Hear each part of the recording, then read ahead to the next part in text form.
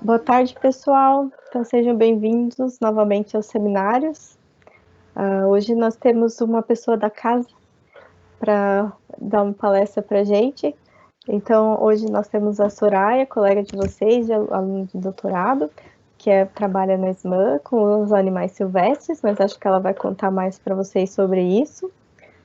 E só para lembrar, né, eles vão colocar aqui no chat, então, um formulário para vocês preencherem para o certificado. Já temos 2 palestras desse semestre lá no YouTube, então quem quiser ver o que ele perdeu, quer ver, tá lá. Logo vou colocar a da semana passada e a dessa semana. O que mais? Perguntas aqui no chat, daí a gente responde, a Soraya responde no final. E muito obrigada pela participação, então, de todos. E muito obrigada, Soraya, por se disponibilizar a dar a palestra aqui para a gente. Aposto que vai ser muito legal. E estou ansiosa também para ver sua apresentação. A palavra é sua. Tá bom. Obrigada, Patrícia. Obrigada ao PPG pelo convite. A Patrícia já falou, sou bióloga formada na Unicinos, atualmente eu faço meu doutorado lá. E atualmente eu trabalho na Secretaria do Meio Ambiente no setor de fauna silvestre. Então, a gente trouxe um pouquinho da nossa experiência a respeito de alguns animais, que eu chamo os animais mais próximos a gente, né? Então, vamos lá. Vamos passar para a apresentação. Vamos ver se vai dar tudo certo. Compartilhou? Compartilhou. Compartilhou. Então tá, eu chamei a apresentação de fauna sinantrópica nossos vizinhos desconhecidos, né? Vizinhos desconhecidos é o que a gente ouve muito nos telefonemas que a gente recebe ali na secretaria, né? Tem um animal aqui, mas ele não deveria estar aqui, porque aqui é uma cidade. As pessoas entendem muito a cidade como um local em que os animais não deveriam estar, porque aqui é um local de construções, de asfalto, de concreto, né? Mas os animais estão aqui sim, né? E a gente vai ver isso. As pessoas imaginam um local com os animais, é um local meio de conto de fada, com plantas, aves, mamíferos, água, flores. E realmente, aonde hoje nós temos as nossas cidades, era assim. Existia toda uma vegetação, recursos hídricos, uma fauna diversificada, só que com a chegada do ser humano, isso foi se transformando.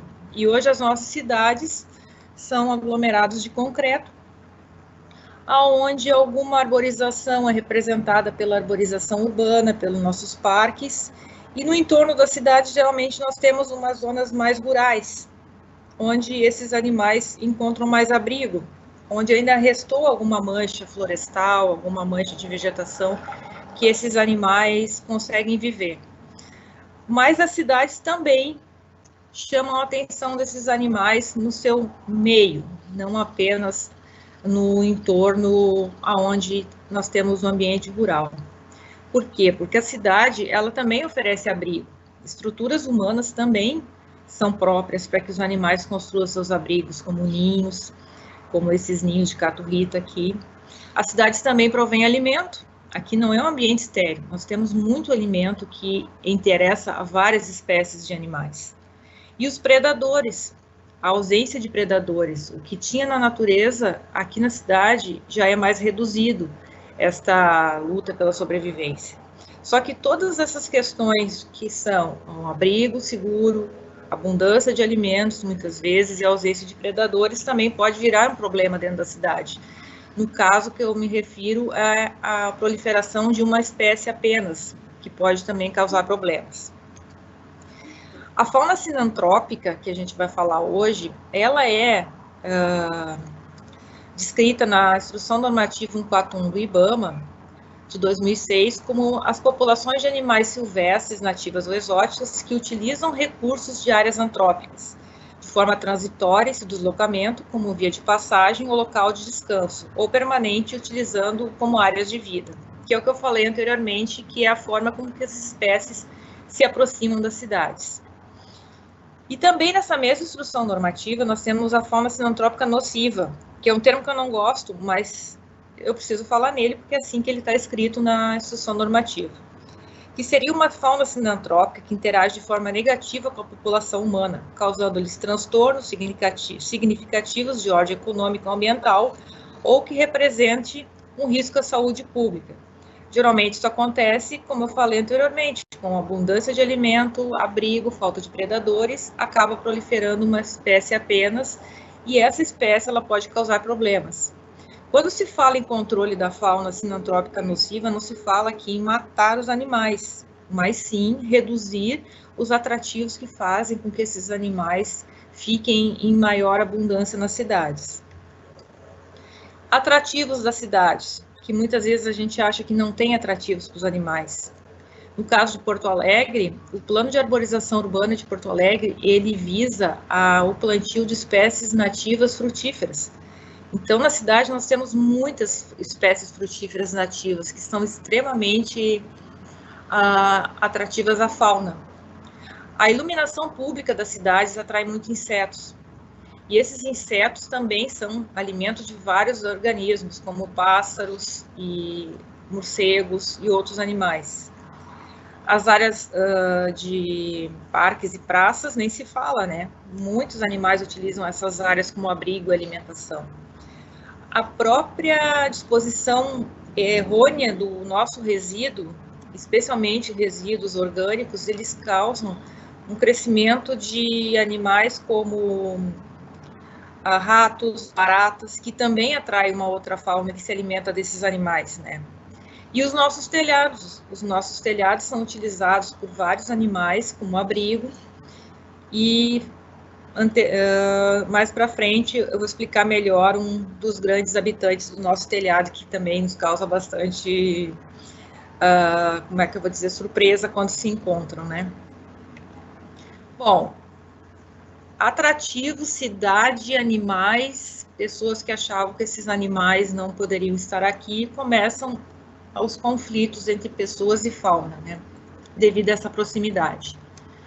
O gambá, a maioria das pessoas confunde com cangambá, que é aquele animal lá do hemisfério norte, lá dos Estados Unidos, que aparece nos desenhos animados espirrando urina para se defender. Então, todas as pessoas que nos ligam sempre nos falam se é aquele. Sim, porque os desenhos animados que a gente assistia eram desenhos animados americanos.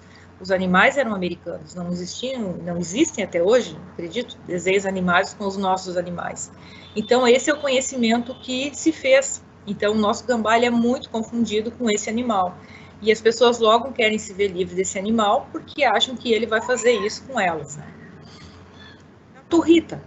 Caturrita é um animal muito bonitinho, muitas pessoas gostam, muito simpático. Só que uma coisa é uma caturrita, outra coisa é um ninho com dezenas de caturrita no meio da cidade, na janela de alguém, gritando de noite. Isso as pessoas também se incomodam bastante por causa desses animais. Gera conflitos. Macacos. Macacos são animais que a gente chama como pertencentes à fofofauna, aquele animal fofinho que todo mundo gostaria de ter em casa, atrai o animal para perto da sua casa, acha engraçadinho, dá comida. Só que é um animal extremamente inteligente, extremamente adaptado às nossas habitações, e lá pelas tantas ele vai começar a entrar na sua casa. E ele vai começar a pegar o que interessar a ele, vai ser comida, vai ser algum outro equipamento, vai levar embora, aí a pessoa vai tentar tirar, vai ser mordida, aí aquilo que era bonitinho se torna um problema. E esse problema vem para que a gente resolva esse conflito. Bom, este aqui, nem pensar, né? É assim que é visto um morcego quando as pessoas nos ligam. Aquele animalzinho de 9, 10 gramas é visto como um monstro. Então, é muito difícil que a gente consiga reverter esse medo que as pessoas têm desse animal.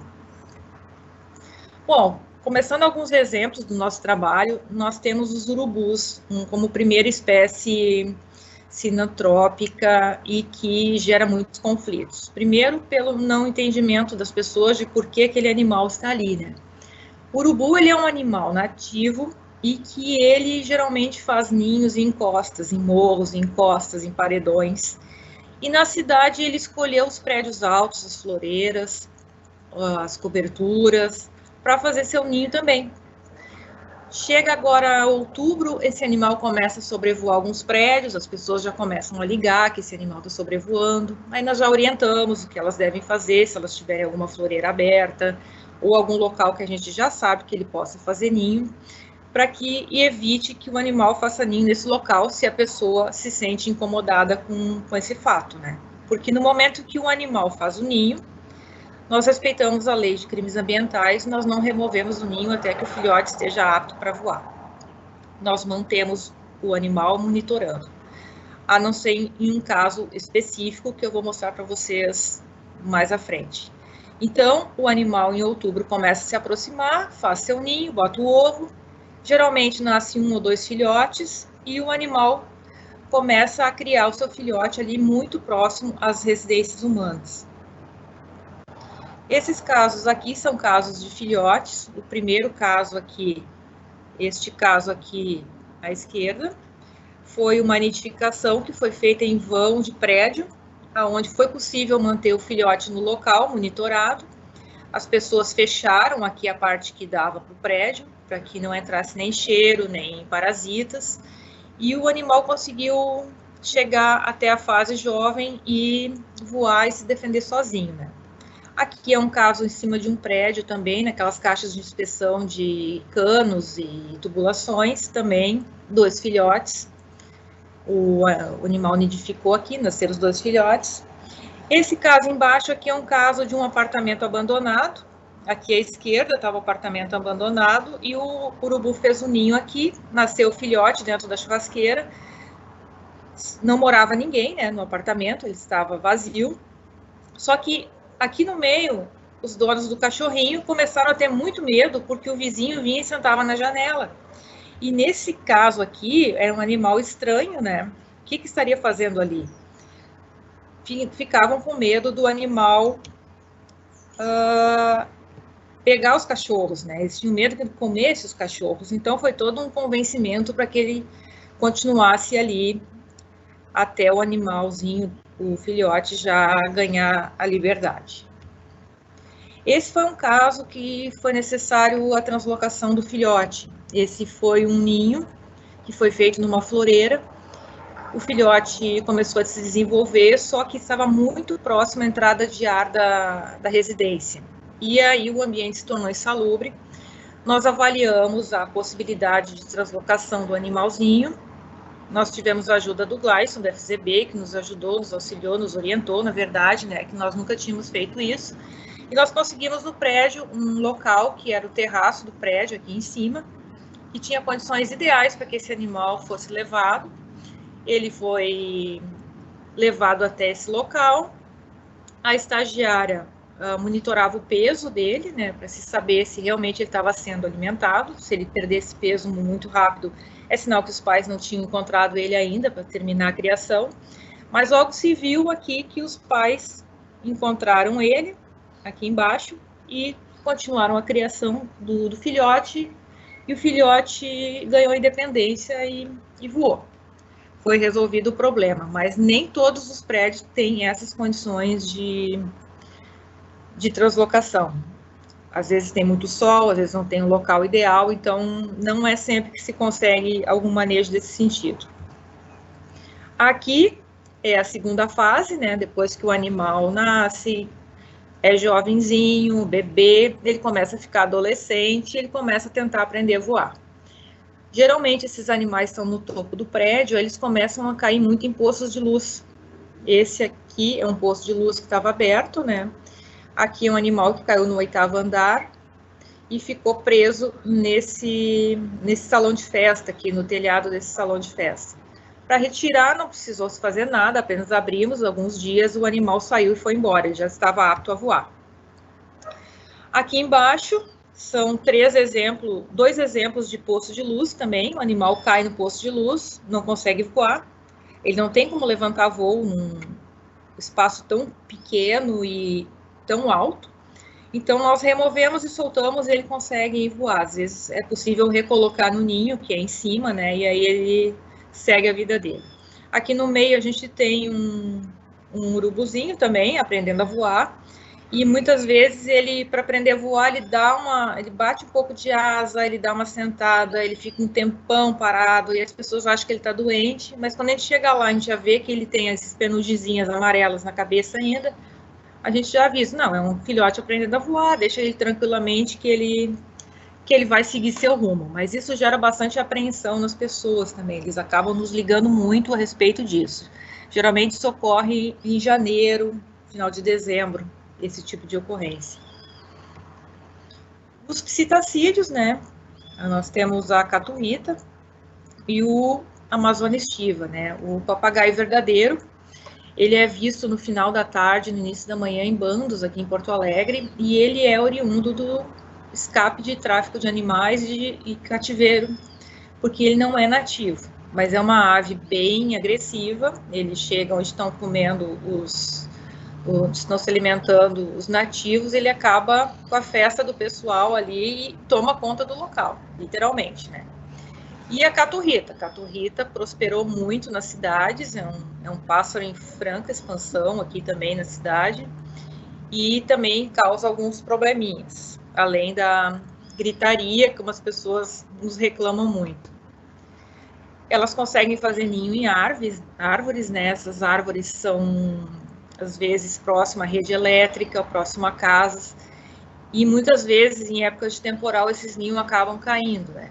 E no cair causa algum estrago para o animal e também para a residência ou para a estrutura aonde está localizado.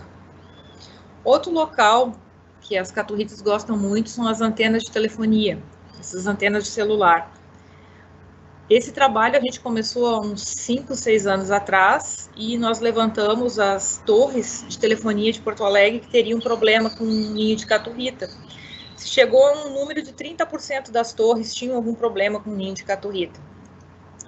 E as caturritas, elas têm uma interação muito positiva com essa torre de telefonia.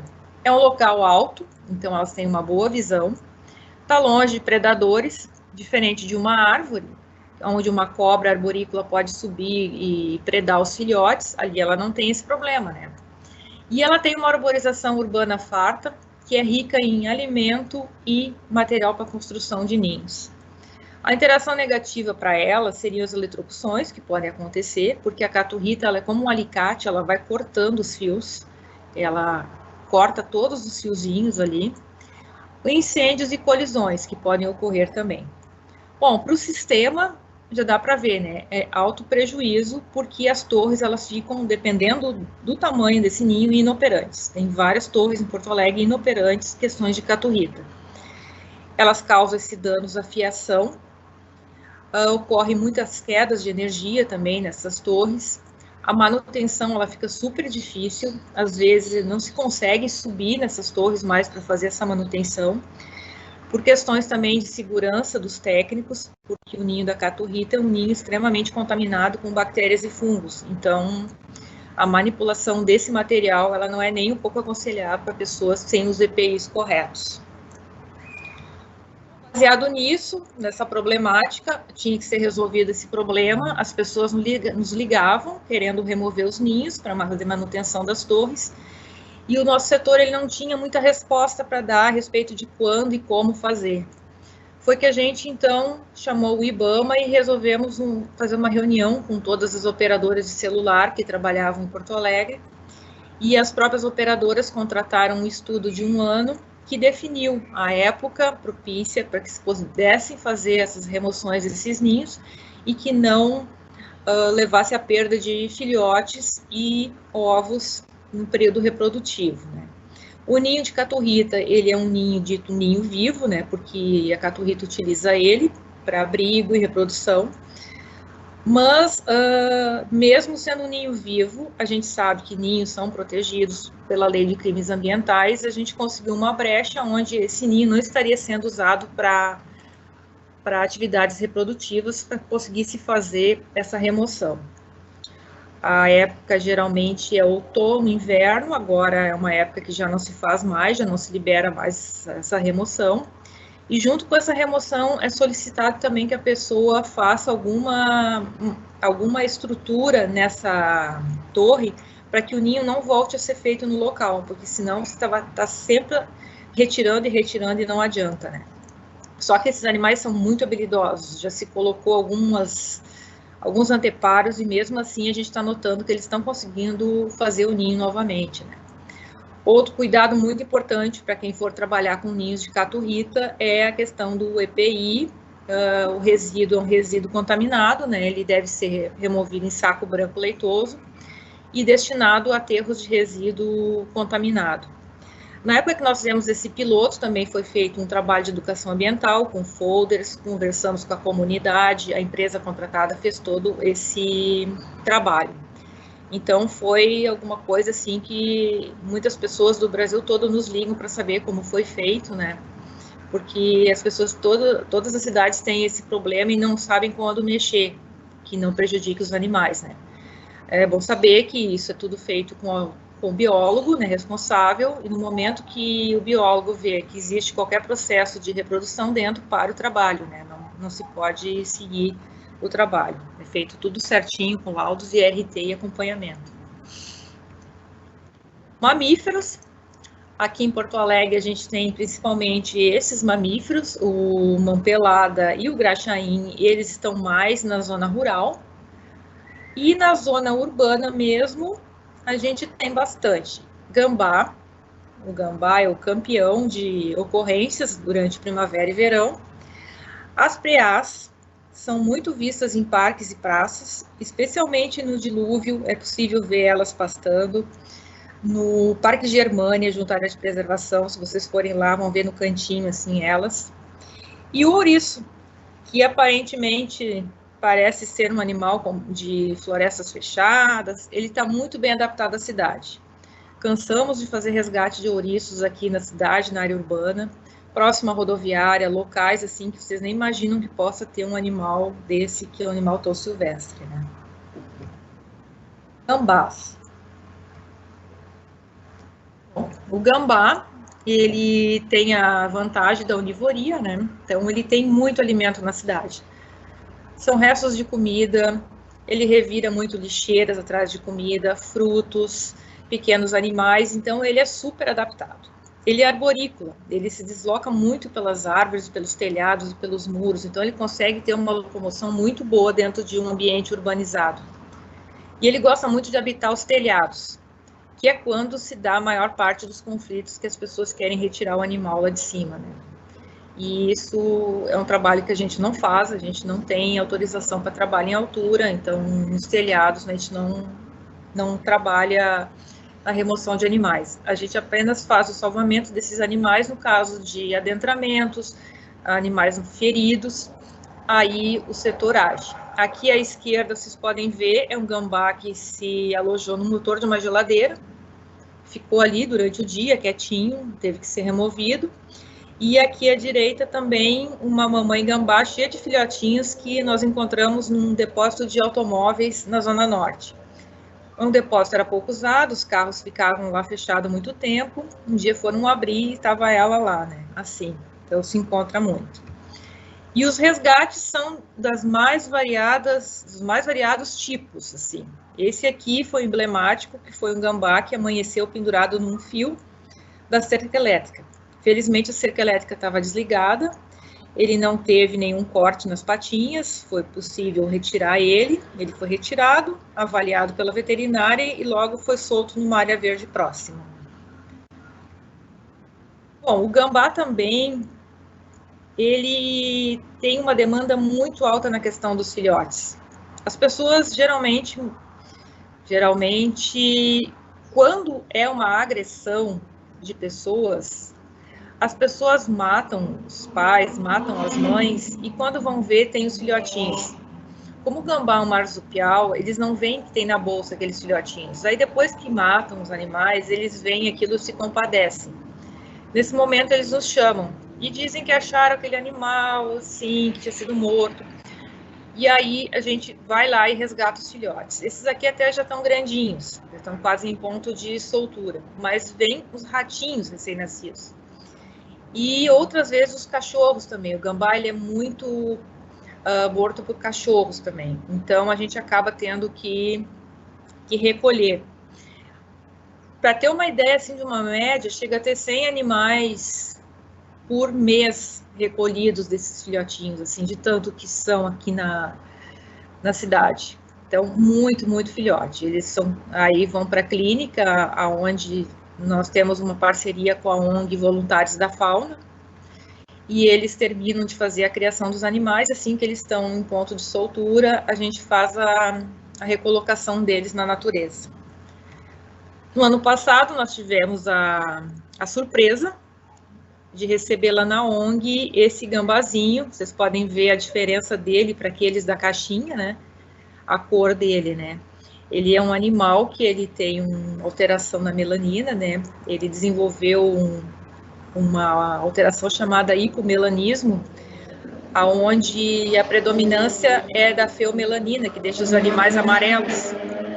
Nós estamos até fazendo agora uma nota técnica a respeito dessa ocorrência. É um animalzinho muito bonitinho, e ele, aqui na foto agora, na apresentação não ficou tanto, mas ele é bem amarelinho mesmo, né? Muito bonito. Nós temos esse material também dentro do setor. Toda vez que a gente faz um atendimento com relação a gambás, que a gente visita a pessoa tanto para orientar como para buscar um animal, fica esse folder. Esse folder foi criado por um estagiário que nós tivemos faz uns 10 anos atrás, e desde então a gente usa. Ele explica o que é o gambá, o que ele come, por que ele está na cidade, quais são os riscos para o animal, né, como choque, atropelamento, desmistifica a questão do cangambá, né? Então é um material muito interessante. Todos esses folders, eles estão disponíveis no site da SMAN. Além do gambá, nós temos mais 15 folders, um para cada tipo de animal que mais ocorre também na cidade, que é importante na hora da visita já deixar um folder com orientações a respeito daquele animal. Bom, aí vem o vilão da história agora, né? A pessoa, um gambá, tu até consegue dizer que ele é legal, a pessoa olha a carinha dele, ele é bonitinho, até às vezes a gente convence a pessoa que aquele animal não vai fazer mal para ela. Agora, um morcego, gente, é muito difícil. Olha, estou para ver, assim, nesses anos todos, eu acho que nem 10 pessoas a gente conseguiu convencer a deixar o morcego, a colônia do morcego no seu telhado, porque as pessoas têm muito medo. Isso está muito arregado na cabeça das pessoas. E por quê, né? Porque o morcego ele é relacionado só a coisas ruins, a bruxas, a Drácula, a chupar-sangue, é o que passaram para nós, né? Isso está no inconsciente das pessoas. A única coisa boa do morcego seria o Batman, né? Mas mesmo assim é muito peso com coisas ruins, né? E na verdade eles não são ruins, eles não são feios, eles são animais bonitinhos, eles são animais diferentes cores, orelhas, focinhos. As pessoas muitas vezes matam o animal, não conseguem nem enxergar o animal, não conseguem olhar o rosto dele, não conseguem ver o que é aquele animal, né? E eles também desempenham grandes papéis para nós. O morcego, ele tem diferentes hábitos alimentares. Por exemplo, ele come frutas. Ao comer frutas, ele defeca com sementes e aquela semente vai virar outra árvore. Existe o morcego pescador, que tem as garras adaptadas para pescar e se alimenta de peixes. Existe o morcego que come insetos, que é o mais abundante na cidade, que é super importante para controle de pragas. O morcego carnívoro, que come pequenos anfíbios. O morcego beija-flor, que é um morcego que se alimenta de néctar, e ao entrar na flor para buscar o néctar, ele sai com pólen e vai para outra flor e vai fazendo a polinização dessas flores. Então, bananas e outras frutas são polinizadas por esse tipo de animal. E existe o morcego vampiro, como se chama, né, o hematófago. Esse morcego, nós temos 3 espécies no Brasil, é um animal que se alimenta de sangue, tanto de mamíferos, quanto tem espécies que se alimentam também de sangue de aves. Esse morcego hematófago, é bom lembrar, ele não ocorre no centro urbano, ele ocorre só na zona rural, e ele se abriga em ocos de árvore e em cavernas. Esses aqui são alguns exemplos dos animais que a gente capturou aqui ali o Artibeus lituratus, jovem, né? É um morcego que come frutos. Esse é um exemplar jovem. O Noctilio leporinus, esse branquinho aqui à direita, é um morcego pescador. É um morcego que estava pescando no dilúvio e foi morto. Apareceu morto quando nós fomos ver. O Lasiurus cinereus é um morceguinho também que come insetos. A Esturnira, que é um morcego frugívoro também. Esse exemplar aqui é do Morro do Osso.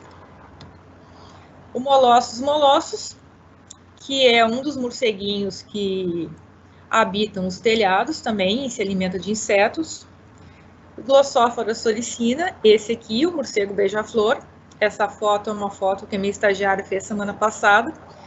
E teve a sorte de conseguir fotografar ainda uma fêmea grávida. Esse barrigão dela aí, ela deve estar tendo filhote em breve, né? Essa foto foi feita em Montenegro, onde ela preparou todo o líquido no bebedor de água do beija-flor para conseguir fotografar os animais, e logo vieram, né? Agora ela está até fazendo umas experiências com cores de flores diferentes para ver se atrai mais. O morcego que mais ocorre na cidade, que mais gera medo, pela quantidade também que ele se apresenta nos forros das casas. Essa espécie aqui é o Tadarida brasiliensis. Tadarida brasiliensis é um morcego que come baratas, cupins, mosquitos, e ele vem para a cidade por essa época do ano, já deve estar chegando agora em grandes colônias. E essas grandes colônias se instalam nos forros das casas. Essa colônia aqui tinha 12 mil animais. Isso aqui é só uma parede que a gente fotografou, mas tinha vários flancos da parede onde era possível ver os animais. E eles vêm para cá para quê? Para ter filhotes, porque aqui é a colônia reprodutiva desses animais. Aqui tem um exemplo dessa sazonalidade, dessas ocorrências de morcego. O gráfico à direita, ali do ano de 2012, mediu muito bem a questão da chegada das colônias, que é o rosa, com a variação de temperatura. Assim que aumentam as temperaturas, a gente começa a ter mais ocorrência de morcegos. O gráfico à esquerda, ele mostra toda a sazonalidade no período de um ano. Ou seja, setembro, a gente já começa a ter um aumento dos chamados, as pessoas começam a nos ligar mais.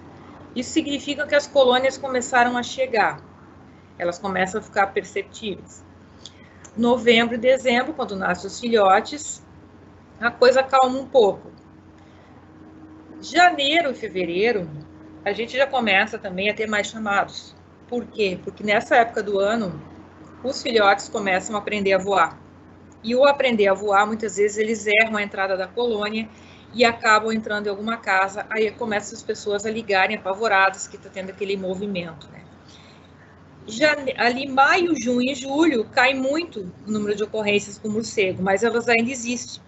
E essas ocorrências de inverno são as ocorrências de animais que se alimentam de frutos, especialmente de figueiras e aquela mexinha amarela, a nespereira.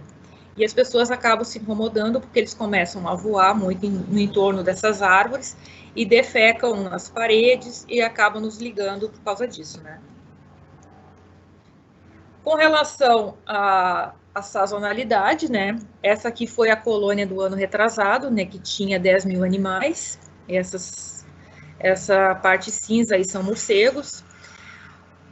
O morcego, a colônia, ela chega sempre por essa época do ano agora, primavera. As fêmeas vêm para cá, elas têm os filhotes, amamentam os filhotes. Quando os filhotes já aprenderam a voar, elas vão embora. Fevereiro, por aí, eles vão embora. Então, vocês têm duas fotos aqui. A foto de janeiro, quando nós estivemos na colônia, e em fevereiro, quando nós entramos de novo na colônia. Não tinha mais nenhum, todos foram embora. Ficou no chão ali, dá para ver o guano, né, que na verdade são as fezes desses animais. E isso mais do que nos mostrou que realmente eles têm essa sazonalidade, eles vão embora. Então, quando as pessoas têm essas colônias, a nossa orientação é essa, espera eles ir embora. Ah, eu não quero mais os animais aqui, então faça a vedação dos seus telhados para que essa colônia não volte, porque o morcego acaba voltando sempre para o mesmo local. Ele tem uma fidelidade a esse abrigo. Aqui alguns exemplos dos morcegos frugívoros, né? Dá para ver aqui, ele é meio escurinho, mas aqui no meio, onde é que está o mouse, aqui, é uma pequena colônia de morcegos frugívoros aqui na Zona Sul. O morcego, geralmente, ele descansa, na verdade, numa árvore e se alimenta em outra, né? Aqui em cima tem mais 2 fotos da minha estagiária com os morcegos pegando o figuinho e indo comer na palmeira, né? Ali na direita tem um com o figuinho na mão. São animais extremamente importantes para semear florestas, na verdade, né? Que semeiam muitas árvores. E os serviços ambientais do morcego são fantásticos, né? Um dos principais serviços ambientais é o controle de insetos, né? Que se alimentam de muitos insetos durante a noite. Tanto que na Itália já existem projetos de retorno desses morcegos através da construção de casinhas que fazem com que esses morcegos retornem e fiquem na cidade, se alimentem dos insetos e diminuam a utilização de inseticidas. Aquela foto lá em cima, no meio, é uma foto da UFPEL, da professora Ana Rui, que fizeram agora uma bat house, como é chamado, uma casa de morcego, que o intuito deles é que essa casa seja utilizada pelos morcegos de um prédio que será reformado, né? Estamos torcendo, então, para dar certo e talvez replicar, com certeza, aqui em Porto Alegre, esse tipo de projeto. Uma história muito interessante que eu fiquei sabendo num congresso, onde nós conhecemos um pesquisador do México, é a coevolução e mutualismo, a relação entre o morcego e a tequila. E aqui é um grande exemplo da importância ambiental e econômica de um animal, né? No México é produzido a tequila através do agave azul. E os morcegos se alimentam das flores desse agave. Ocorre que lá pelas tantas, os agricultores resolveram utilizar espécies clonadas desse agave e acabavam cortando elas antes de elas florescerem. Com isso, os morcegos quase foram à extinção, essa espécie de morcego no México. E, ao mesmo tempo, quando se tem espécies clonadas, qualquer doença que pega numa, pode pegar em todas, porque elas não têm aquela diversidade genética que defende ela dessas questões de doenças. E realmente aconteceu isso, uma doença apareceu e dizimou as plantações de agave. A partir desse fato, o professor fez um trabalho lá com eles, com os produtores, onde eles deveriam deixar um percentual das suas plantações com esse agave nativo, no caso, né, e deixasse florescer. Com isso também houve uma maior polinização dessas plantas e a diversidade genética do próprio agave melhorou a resistência a doenças. Então, eles têm lá a tequila amiga do morcego, né, que é bem interessante, que é uma marca que já vem com esse selo de tequila amiga do morcego. Então, no caso, toda uma região, um país que dependia muito desse material, desse produto, acabou se beneficiando e o animal também saiu da lista dos ameaçados de extinção. E agora, né, gente, morcegos, o pessoal já não queria eles, e agora proteger o morcego em tempos de Covid-19, onde a sopa de morcego é a coisa mais falada na rua, que o pessoal fez a sopa, que foi o morcego. A gente acaba vendo coronavírus, pode estar entre morcegos há mais de 70 anos, sugere estudo. A gente que vai abrir esse artigo e vai ler, como o de baixo também, a gente vai ver a que se refere, mas as pessoas, a maioria, ela lê só o título, e ela não lê o artigo. Ah, tá no morcego, o que eles guardam na cabeça deles? Coronavírus, morcego, coronavírus, morcego. E isso vai ser muito difícil para a gente conseguir mudar ainda mais a cabeça das pessoas. Aqui embaixo, acho que não está muito bom de ler, é um print de uma tela onde nós recebemos as nossas demandas de trabalho. Diz assim: requerente exige o recolhimento de um morcego, ainda vivo, que entrou em seu apartamento e ele conseguiu trancar dentro de um balde. Lembra que esse animal transmite muitas doenças, é extremamente nocivo à saúde e por isso pede urgência. Então é assim que as pessoas veem o animal. Felizmente não matou o animal, né? Menos mal.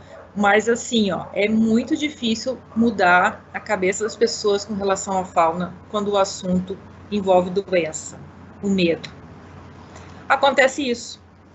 Isso aí é uma janela de um prédio e essas coisinhas redondinhas são morcegos mortos.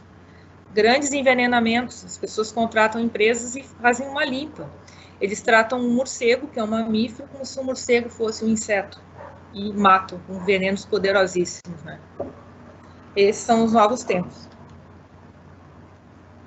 Tanto isso é importante que começou a circular já trabalhos científicos e guias nos auxiliando em fazer a comunicação, guia de comunicação a respeito de morcegos em tempos de coronavírus. E esses guias, eles chegam no detalhe de como a gente deve abordar essa questão do morcego, nunca utilizar coronavírus, esse termo. Tanto que a gente já começou a desenvolver algumas coisas. Agora, dia 13, eu fiz uma matéria sobre SMAN alerta para a importância dos morcegos ao equilíbrio ambiental. Não se fala em coronavírus, se fala no que ele faz, se fala no que o animal realmente traz de bom. Então, tem todo um estudo da psicologia da pessoa no momento que tu fala, que partes da mensagem que ela ouve, que partes que ela grava, como tu tem que reforçar isso. Então, é um trabalho bem melindroso com relação a isso agora que a gente vai ter que enfrentar. E por que os morcegos são considerados possível fonte de coronavírus e transmitem tantas doenças? Na verdade, transmitem tantas doenças não é uma palavra muito boa. Morcegos, como qualquer outro animal silvestre, eles têm vírus. Os morcegos, eles chegam a ter 200 vírus. Mas não quer dizer que são 200 vírus que vão passar para alguém, que vão passar para outro animal. Como nós também temos nossos vírus, nós temos muitos micro-organismos no corpo, não necessariamente nós somos um vetor de alguma doença. O morcego, ele está envolvido, realmente, em várias doenças, como a Nifa, o Ebola, o Endra, o SARS-CoV, o Marburg, tudo que são doenças que se originaram de alguma forma e tiveram o morcego como pertencente ao ciclo. Mas também houve toda uma falta de cuidado e de manejo das pessoas com relação a esses animais. Aqui à esquerda são os animais que são as pessoas que se alimentam desses animais. A assa, cozinha, sim, a faca que você cortou ele, lavou, passou numa verdura, comeu. Então, existem muitas formas. O rompimento da barreira. Nós estamos muito próximos à fauna nativa. E isso pode acontecer, de ter pulos de patógenos do nativo, do silvestre para o doméstico, do silvestre para o humano. Isso pode acontecer, porque é uma questão de rompimento de barreiras ecológicas. Mas não necessariamente o morcego que a gente tem em casa, ele é essa fonte. Isso aí tem que ser visto com muito cuidado, só que a grande mídia não vê com esse cuidado. A grande mídia, ela dá a manchete, ela não aprofunda na parte científica, né? Por exemplo, um exemplo que se fala do coronavírus, SARS-CoV-2, né? O coronavírus, ele é um beta-coronavírus. Eles encontraram no morcego, agora eu vou falar um pouco sobre aquelas matérias anteriores ali que falavam no morcego. Eles encontraram no morcego um vírus que tinha 96% de similaridade com o coronavírus, que é RATG13, que foi um vírus descoberto em 2013. 96% de similaridade não quer dizer igual, tanto que nós temos muito mais de 96% de similaridade com o chimpanzé e nós não somos um chimpanzé, nós temos muitas coisas diferentes. Mas esse vírus encontrado no morcego, ele não tem a capacidade de infectar o ser humano, porque ele não tem os receptores. Já no pangolim, que é o animal mais traficado e mais vendido naqueles mercados da China, ele sim, ele não é ele não tem essa similaridade com o coronavírus, mas ele tem a capacidade de se ligar a essas células humanas, que é a enzima AC2. Então, o que se pensa? Não foi o vírus do morcego que passou para o homem. Talvez o do morcego passou para o pangolim, recombinou e passou para o ser humano, ou vice-versa, o pangolim passou para o morcego, porque esses animais eles ficam no mercado todos juntos, o sangue se mistura, secreções se misturam, a carne se mistura, então pode ter acontecido muita coisa ali. Então, assim, ó, o morcego não pulou do morcego para o homem o coronavírus. Isso a gente pode ter certeza por essa questão da ligação. Talvez pesquisas mais à frente possam dizer o contrário do que eu estou falando, porque é tudo muito novo, mas isso até o momento é o que a gente sabe. Aqui seria um vídeo que não vai entrar. A gente já tinha testado antes e viu que era difícil. Outras doenças que são atribuídas ao morcego também é a histoplasmose, que é um fungo que se desenvolve nas fezes dos morcegos e ataca o pulmão, promovendo uma pneumonia. Mas a histoplasmose, ela precisa de condições de temperatura, de umidade, e os nossos telhados, eles não têm essas condições específicas. Cavernas já são diferentes, poderiam ter. E a raiva? A raiva é uma doença viral, tem uma letalidade absurda, praticamente 98%, 99%, e ela pode ocorrer em qualquer mamífero, a não ser em mamíferos aquáticos. Então, qualquer animal que nos morder, ou qualquer acidente que a gente tiver com o animal, a gente vai ter que se vacinar com a raiva. Não é porque é um morcego, é porque é um gato, é porque é um cachorro, qualquer animal pode nos passar raiva se ele tiver o vírus. O morcego, ele é um dos animais, lógico, né? Ele é um mamífero, mas a taxa de raiva no morcego, ela é muito baixa, é 0,005, assim, em grandes colônias é muito difícil. O que se nota é que quando as colônias estão estabelecidas em vários locais, e essa colônia é perturbada por venenos, as pessoas vão lá tentar tirar, às vezes aparece a raiva. A gente já teve um caso de uma loja aqui no centro, que pegou a colônia e tirou completamente o substrato onde a colônia estava, perturbou a colônia. Lá nós tivemos 4 casos de raiva em morcegos, 4 morcegos, aliás, com raiva nessa colônia. Então, o estresse também é um fator muito importante. Aqui foi um estudo que eu recebi hoje de manhã até, sobre a questão do coronavírus. A gente tem medo do morcego, a gente tem medo, mas o maior medo hoje é a gente levar o vírus aos animais. Aqui tem uma escala de muito alta, alta, médio, baixa e muito baixa, do que a gente pode transmitir, como muito alta para os primatas, né, que nós temos uma similaridade muito grande no DNA, podemos transmitir para vários animais, inclusive golfinhos. Então, assim, ó, nós é que temos que ter hoje o cuidado na hora de manipular e chegar perto dos animais, visitar zoológicos, visitar áreas naturais, muito cuidado, porque hoje em dia o perigo somos nós de entrar na vida silvestre e levar esse problema. Bom, outros animais que podemos dizer que estão no entorno agora da cidade. Aqui em Porto Alegre nós temos bastante os rapinantes, e um dos rapinantes é esse falcão, o quiriquiri, veio de bico na minha cabeça, diz morador do centro de Porto Alegre, surpreendido com o falcão. Esse falcão, ele faz um ninho em orifícios nos prédios, e ele defende muito o território dele, quando ele está com filhote, então geralmente causa esses transtornos de defesa, né? Então ele é um animal que achou a cidade também como um bom local para viver. Ele tem alimento e ele tem os seus abrigos, né? Então, geralmente é acalmar a pessoa, dizer como ela deve agir, como ela deve botar a cabeça nas janelas, preferência usar um guarda-chuva por um bom tempo, até o filhote crescer e ir embora, né? Relocação de ninho, ela é difícil, porque geralmente o ninho está em um local inacessível, conseguimos uma vez só fazer, tirar de um ar-condicionado e levar para um terraço de um prédio, deu tudo certo, 5 filhotinhos, mas geralmente é a educação ambiental mesmo, né? Outra coisa importante com relação aos animais em área urbana é a área urbana quando ela tem um aeroporto, né? Um animal que está proliferando muito nas cidades é a pomba de bando, né? Aqui nós temos um caso do aeroporto Salgado Filho. Vocês devem saber que um choque de aeronaves com ave é um problema muito sério, e nós tínhamos um ninhal aqui, na zona norte de Porto Alegre, o ninhal dessa pomba, em que ela saía toda manhã e cruzava a cabeceira da pista, como mostra ali naquele mapinha ao lado da pombinha. E isso começou a causar um estresse no aeroporto, né? Então teve que se monitorar muito essa questão desses pombais.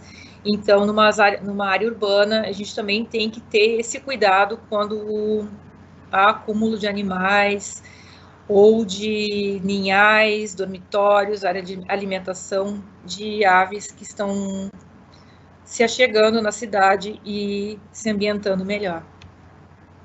Aves de campo, né, também muito adaptadas na cidade. Nós temos o quero-quero e a coruja buraqueira aqui na cidade. Geralmente a gente consegue identificar o ninho e isolar enquanto é ovo, mas quando o filhote está crescido, ele não para, né? Conseguimos um registro de uma nidificação em telhado, segundo ano, animal fazendo ninho em telhado também, né? Que é uma novidade. E são animais que também geram bastante pedidos de ajuda por parte das pessoas que se comovem quando veem os filhotinhos, né? Répteis também, temos muita ocorrência de répteis aqui no verão, especialmente serpentes não peçonhentas, que são as que mais ocorrem na cidade, que entram dentro das casas, as pessoas se assustam, mas se consegue retirar e devolver para a natureza muito bem. O lagarto também é um animal cheio de mistérios e mitos, as pessoas têm muito medo, não querem ele perto de casa também, é um animal de difícil captura, difícil relocação. Ele geralmente faz um ninho muito fundo, muito difícil, e geralmente a pessoa liga e tu chega lá e o lagarto não tá. Mas também, o lagarto é uma questão de educação ambiental, porque não tem por que remover, a não ser que o animal esteja machucado ou de uma forma que ele não possa mais se locomover ou estar preso em um pátio que ele não consegue sair. Quelônios, os cágados de água doce em Porto Alegre são muito abundantes em áreas naturais, em Orla do Guaíba, parques e praças. Aqui nós temos o exemplo do Parque Germânia, que não é um lago e as pessoas acabam abandonando os animais lá, porque esses animais não nasceram no Parque Germânia, eles são abandonados, as pessoas compram e depois que crescem, abandonam. A gente remove e faz o remanejo para outros locais, outros lagos fechados da cidade, né, onde eles possam pelo menos tomar o sol, se colocar os seus ovos, hibernar, fazer toda a questão do bem-estar animal, né, a gente promove. E também muitos animais machucados, atropelados, o animal sai para desovar, muitas vezes atravessa uma rua e é atropelado, ou as pessoas por maldade mesmo agridem o animal, né? E as gurias lá do Voluntários da Fauna têm uma técnica muito boa de cicatrização dos cascos, maravilhosa, que a gente consegue sempre relocar novamente. E o ouriço, né? Muito se vê ouriço e o cachorrinho vai e já imagina o dono do cachorro quanto vai gastar no veterinário, né? Porque só com anestesia para tirar isso aí. Mas o ouriço é um animal extremamente manso, muito fácil de pegar, de manejar, então a gente geralmente corre lá, tira ele e solta numa área verde próxima. E o outro é o macaco prego, né? O macaco prego, ele ocorre aqui na cidade, basicamente na Zona Norte, e as pessoas, o que fazem quando vê o macaco, né? Atraem para perto de casa. Eles atraem, eles colocam frutas, e o macaco vai indo até que começa a entrar na casa e começa o conflito. Ano passado nós tivemos que capturar de uma área desmatada e capturar mais 4 soltos na cidade, que foi um trabalho bem exaustivo, e retornar eles à natureza, né? Então, principal educação ambiental com relação aos macacos, não alimentar, jamais. Deixar que o macaco ele é muito hábil em conseguir o seu alimento e ele está na mata onde é o lugar dele, né? Bom, gente, isso é um pouquinho do que a gente faz lá na SMAN com relação a esses animais. Tem outros animais, como bugio, outros jacarés, mas que eu não abordei aqui porque não são necessariamente tão sinantrópicos como esses aqui, né? Muito obrigada, Soraya. Foi ótima a sua apresentação. Acho que vai ser ótimo a gente colocar no YouTube, porque e divulgar, né? Porque assim as pessoas também, outras pessoas, talvez consigam assistir e saber, né? Dessa, porque realmente, né? Muita gente não sabe sobre os animais e às vezes não acreditam. Então, às vezes a gente fala, aí um dia acreditam, né? E a gente tem uma pergunta. Por enquanto, a pessoa pergunta se tem como diminuir a proliferação dos gambás. Diminuir a proliferação dos gambás. Olha, por exemplo, se tu estiver falando na tua casa, assim, no teu entorno, a gente sempre manda que a pessoa não deixe o lixo aberto, evite deixar restos de comida, que aí tu não atrai ele. Mas é um animal extremamente, como é que eu vou te dizer, adaptado, ele tem bastante filhote, ele tem uma longevidade curta, mas não tem o que dizer assim, ó, ele está muito bem adaptado ao ambiente urbano. Então, não teria o que dizer. Tu pode evitar que ele se aproxime da tua casa, não atraindo ele, né? Sim. A Cassiana fala, né? Obrigada, Soraya, pela excelente apresentação. Ela tem uma dúvida com respeito a empresas de controle de praga. Quando eles oferecem um serviço de limpeza de morcegos em forro de casas, eles têm autorização para essa matança? Digo, existe algum tipo de proteção legal de morcegos nesses casos? Não sei nas grandes cidades, mas no interior, pelo menos, a matança ocorre. Eles nunca vão te vender o serviço como uma matança. Eles vão te vender o serviço e vão colocar na nota fiscal como exclusão de morcego. Aí eles vão dizer que eles vão utilizar óleos essenciais, como citronela, isso e aquilo. Bom, não é isso que eles fazem. Geralmente eles usam venenos poderosíssimos. A gente já chegou logo após a colocação de um veneno desse e a pessoa estava com o nariz sangrando, a pessoa da casa, né? Pra te ter uma ideia. Porque não é um inseto, é um mamífero. Imagina, né? Autorização não existe, nós nunca demos autorização, porque assim, é um animal silvestre. Todo animal silvestre é protegido pela lei de crimes ambientais, ele não pode ser morto nem perseguido.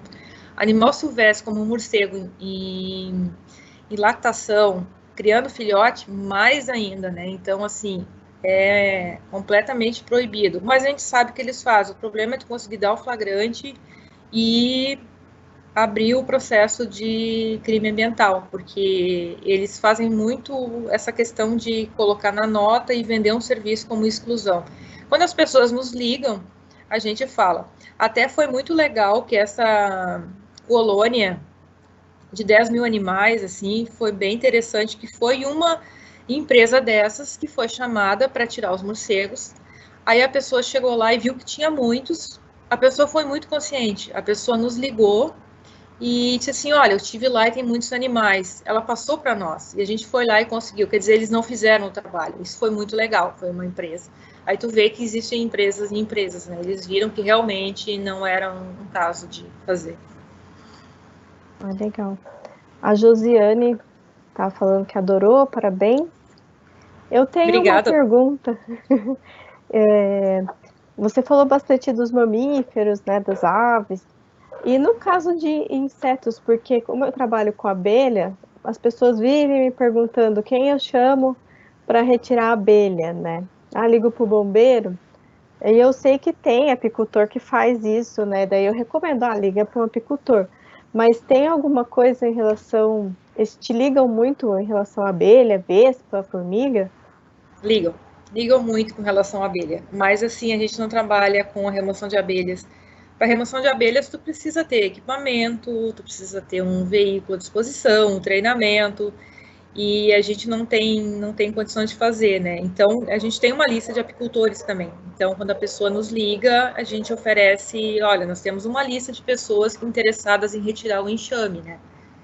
Mas nem sempre a pessoa quer pagar, né? Eles querem aquele serviço de graça, então querem que a prefeitura faça. Mas é muito difícil.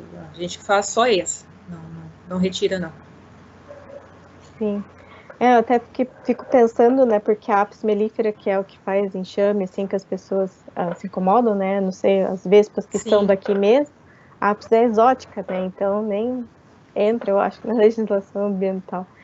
Não, ela entra nessa 141 de animal sinantrópico, mas assim, tem outro caso da abelha. A abelha é risco de vida.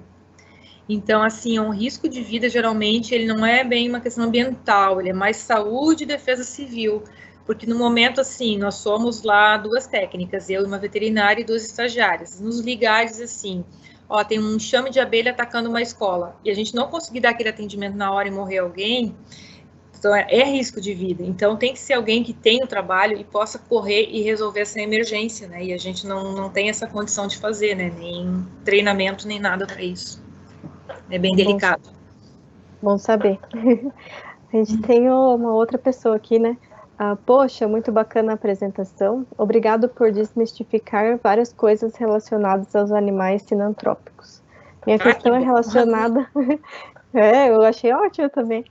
Minha questão é relacionada à educação científico-ambiental. Vocês não têm um projeto para realizar esse tipo de apresentação nas escolas de ensino fundamental e ou médio? Penso que seria bacana para educar as novas gerações.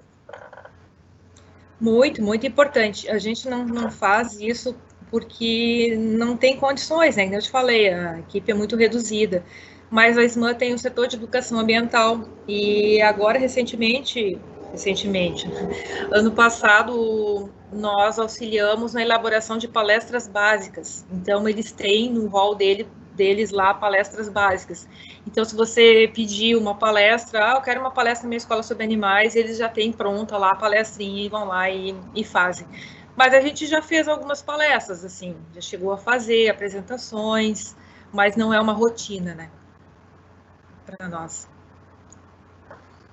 Né, como sempre a parte de conscientização, né, tipo, divulgação científica, sempre também precisa, né, ter dinheiro, ter pessoal, treinamento. Sim. E nem sempre a gente tem. Mas eu vou até pedir para o pessoal, né, que está assistindo, então, assim, quando a gente colocar no YouTube, para vocês compartilharem aí nas redes sociais, porque aí chega nos parentes, chega nos amigos, chega daí, assim, vai multiplicante, né? Ajuda muito o nosso trabalho. Nós trabalhamos muito com a imprensa, tá? A gente, toda vez que faz um trabalho, um resgate, por exemplo, de um animal, fez um ouriço, tá? SMAN resgata um ouriço, mas dentro daquela notícia, a gente coloca quem é o ouriço, o que ele estava fazendo ali, a gente tenta passar essa mensagem. Então, a gente usa muito, porque a imprensa é uma forma de educação ambiental de graça, né? Tu não precisa pagar. Então, toda a ação gera uma pauta. Às vezes o jornal compra, às vezes a TV compra, e aí a gente tem a chance de falar. E as pessoas acreditam muito. Na época da febre amarela, a gente viu que TV e rádio são os meios que as pessoas mais ouvem e mais acreditam. Então, a gente chega bastante nas pessoas assim também, né? Um grande público. É fantástico. Uma outra pessoa comenta aqui, né? Acharia genial ter atividades com esse viés nas escolas. Com certeza, né? Mas eu achei ótima a sua palestra, fiquei muito feliz. Obrigada, também, aprendi bastante coisa. E eu não sei, vamos ver se alguém tem mais alguma pergunta para a Soraya. Não sei se a Soraya quer deixar mais alguma mensagem também para o pessoal aí, biólogo. Pessoal, a hora que quiser conversar com a gente também, a gente está ali na SMAN. Nosso e-mail é faunasilvestre@sman.prefpoa.com.br. Pode entrar em contato, está no site. Esse material de divulgação todo está no site. A gente tem folders de gambá, tem de corujas, falcões, lagartos, macaco-prego, bugio. Todos esses animais que eu falei, a gente tem um folder com todas as informações sobre os animais, que no momento da visita fica na casa da pessoa já para ela entender o que aquele animal estava fazendo ali, quem é ele. É um cartão de visita do animal depois que ele sai ou quando ele tem que ficar na casa também, né? Sim. É o pessoal perguntando aqui qual que é o canal do YouTube. Eu vou botar aqui no chat. Aí tem uma pessoa aqui, né? Olá, sou a Débora. Existe alguma punição para quem comete algum crime contra esses animais? seria a lei de crimes ambientais, né? A lei 9.605, ela protege todos os animais. Nós não trabalhamos com a área criminal, né? Isso é uma fiscalização que faz. Mas existe punição, sim, se não me engano, são penas altas matar animais. Só que quem envenena, esconde, sabe? O crime contra o animal é um crime muito covarde, né? É muito difícil de saber quem fez. Né? Então, mais o flagrante, a denúncia, a ocorrência policial, crimes ambientais, nós temos uma delegacia de meio ambiente, pode ser feita uma ocorrência, né, policial, nesses casos também, que é investigado aí, né, mas é crime, sim. Animal silvestre é protegido por lei, sim. O difícil é dar conta de tudo isso, né? Sempre todas as fiscalização também tem pouca gente, né? A gente vê o que Sim, tem acontece. outras coisas, né? Mas vamos torcer, né, para que com essas informações. É que assim, Patrícia, tem duas formas de tu lidar com a coisa, né? Uma é punitiva, que é assim, é tu pegando o infrator, fazendo isso é uma coisa, tem que existir. Outra forma é a forma da pessoa, por exemplo, assim, a pessoa que está com gambá na sua casa que se machucou, tá? Aquela pessoa te liga e quer tua ajuda. Tu vai lá e ajuda ela. O que tu fez? Tu reforçou um bom comportamento na pessoa. Aquele bom comportamento, ele vai ser comunicado na família, nos amigos, na rua. Então, assim, a gente trabalha mais nesse viés de reforçar a parceria, o bom comportamento, o comportamento de proteger. Ela pegou aquele animal e cuidou e nos chamou. Então, assim, a tu fez uma coisa certa, sabe? Tu foi na sua parceira. O que tu fez tem um valor. Então, o nosso viés, ele é mais assim, tanto que a gente recebe bastante depois o feedback das pessoas com relação a isso, né? Muito legal a parceria de vocês e tudo, eu vi que foi importante, aí tiro foto, e se sai no jornal, se sai na mídia, elas ficam mais felizes ainda. Então, assim, são duas formas de agir, uma, quer dizer, um pelo amor, outro pela dor, né? A gente, por enquanto, a gente está trabalhando no setor, o nosso trabalho é pelo amor, né? Sim. O que eu acho eu acho melhor, né? É melhor, é melhor. É mais Mica... demoradinho, mas é melhor. Sim, com certeza. A Micaela diz, achei muito interessante, obrigada. Desenvolvi um projeto e uma disciplina para desmistificar estes animais no ensino fundamental e com certeza essa palestra vai ajudar no aperfeiçoamento. Aí, se ela quiser mais alguma ajuda, ela nos procure lá que a gente também dá uma força. Sim. Aí a Etiele pergunta se o material sobre os animais para download está disponível pelo site da secretaria. Não sei se você quiser escrever aqui no chat para eles. Tá falando dos folders? Acho que sim.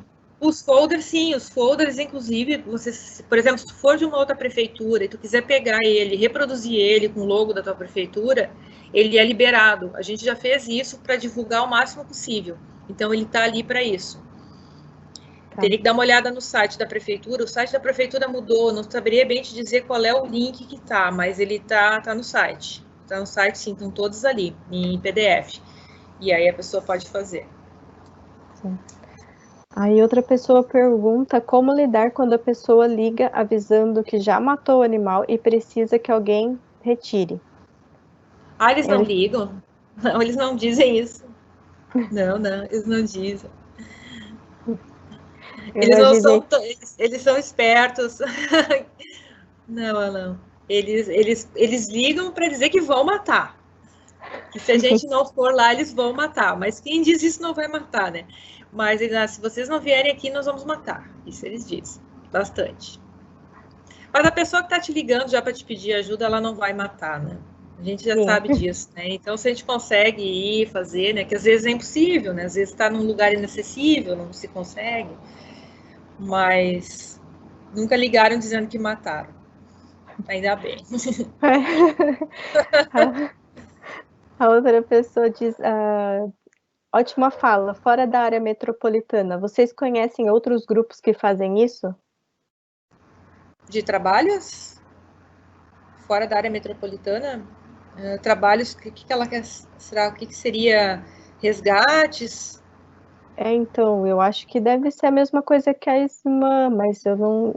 A Secretaria do Meio Ambiente do Estado, ela tem uma abrangência estadual e o IBAMA também tem uma abrangência estadual e federal, também trabalham assim. E existem zoológicos também, que às vezes recolhem os animais, zoológico de Canoas, se eu não me engano, fazia um trabalho assim, Pelotas, eu acho, também tem o centro de triagem. Tem vários locais que trabalham assim também, universidades, algumas também. Entendi. Eu acho que era isso que a pessoa Deve queria ser isso, saber. né? É. Bom, alguém tem mais perguntas? A gente ainda tem um tempo. É trabalho de resgate mesmo. Sim, sim. Uhum. Tá. Eu achei que foi super produtivo, o pessoal participou bastante, né? Acho que sempre fica Que bom. curiosidade, né? No que fazer, no que chamar. Sim, sim. E Não, eu, é muita diversidade de casos e tipos de casos também, né? sim, eu nem imaginava essa questão do urubu, por exemplo. Urubu tem bastante chamados. E eu, A minha estagiária fez o TCC dela com relação a isso, ficou bem interessante, né? Aí foi para o Congresso de Ornito agora, só que o Congresso de Ornito ficou para ano que vem, né? Sob sim, nidificação do urubu. Que não tinha material, muito difícil conseguir o material também. Por isso que a gente procura também, além da matéria no jornal, produzir artigo e trabalhos e congressos, porque quando a gente vai procurar para nós, assim, vamos ver que alguém fez uma coisa igual, não tem muita coisa. Então a gente tem que produzir muita coisa para que os outros também possam utilizar e a gente também ter subsídios, né? Então a gente produz bastante coisa, tenta participar de todos os congressos com alguma publicação e sempre ter assim algo a mostrar, né? bem interessante. A Edna falou que é muito interessante, pena que perdi o começo, mas gostei muito da abordagem ressaltando a importância ecológica desses animais. Gostaria de saber se os aracnídeos, aranhas principalmente, fazem parte deste foco das reclamações. Animais, aracnídeos, geralmente quando as pessoas nos ligam, a gente encaminha ao CIT, que é o Centro de Informações Toxicológicas, porque aí eles conseguem orientar melhor. Porque as pessoas já estão muitas aranhas, muitas ou a Secretaria da Saúde tem um trabalho aqui forte com o escorpião amarelo também, né? E aí a Secretaria da Saúde tem biólogos que trabalham mais com esses animais que se dizem animais peçonhentos, alguma coisa assim, né? Então a gente já direciona para quem sabe informar melhor. Sim. Uma pessoa te parabenizando também. Obrigado. Aí o Marco, ele pergunta quais as deficiências da legislação em relação à gestão da fauna que poderiam ser sanadas pela revisão das leis municipais. Bom, o que eu vou te dizer? A legislação nem tanto. Eu acho que as nossas deficiências são operacionais. Nem tanto a legislação, como a gente não trabalha muito com fiscalização, a gente não mexe muito com a legislação, a gente sabe que é protegido, enfim. Então, o que a gente tenta, assim, por exemplo, a questão da carturrita, a gente tinha uma legislação muito proibitiva, e nós trabalhamos a questão de uma instrução normativa onde se conseguiria uma janela de trabalho numa legislação muito proibitiva que não interferisse nessa legislação. Então, a gente trabalhou nesse sentido. Eu acho que tem muitas coisas que podem ser feitas e passar junto ao Conselho Municipal de Meio Ambiente, através de virarem resoluções, mas eu acho que tem que ter o caso, o problema, né, gerar o problema, o estudo sobre o problema e aí fazer a proposta. Atualmente, o que eu vou te dizer, a gente não tem muito problema com relação à legislação, mas é questão operacional mesmo, assim, nos falta muita pessoal, equipamento, tem demandas que não conseguem ser atendidas por falta de equipamento. Eu acho que hoje em dia eu investiria primeiro no operacional. Entendi. Bom, muito obrigada pela pelas suas respostas. As perguntas também foram ótimas. Obrigada, pessoal, por participar. Eu acho que, se não aparecer nenhuma pergunta agora, nos próximos 1 minuto, enquanto eu dou outro comunicado, a gente daí encerra. Então aproveitem, falem agora, eu calei sim. Ou procurem a Soraya depois. Mas a gente está com aberta a inscrição para o Oscar da Biologia, da edição esse ano. Então, os alunos... Bem legal. É bem legal, né? Os alunos da Biologia, né, que já se formaram, ou que estão cursando, podem participar. Então, vocês têm que fazer um vídeo de até 3 minutos sobre uma temática socioambiental, por exemplo, os animais sinantrópicos. Participaremos. A minha estagiária é da Unicinos também, nós pretendemos fazer um vídeo, alguma coisa assim. Nós duas. Fiquei feliz agora. Ou então sobre biodiversidade, né? Pode ser um desses 2 temas. E então se inscrevam, aí vai estar aberto ao público, quem quiser assistir pode se inscrever no Conexão Pesquisa, e aí pode assistir também. Aí esses vídeos a gente vai colocar no YouTube, para ter uma votação. Então o vídeo que for mais curtido, ele vai ganhar o prêmio de escolha do público, né? E depois agora acho que são os 8 mais curtidos, a gente vai então passar por um comitê de professores da Unicinos para ganhar esse outro prêmio da Unicinos. Então, são 2 categorias. E até quando o vídeo, Patrícia? Até dia 1º de outubro, se não me engano. Legal. Mas aí tá lá no Instagram do PPG e também vai ser colocado no Facebook da Biologia, da Unicinos, lá na página deles. A gente tem mais uma pergunta. Boa noite, parabéns e obrigada pela palestra.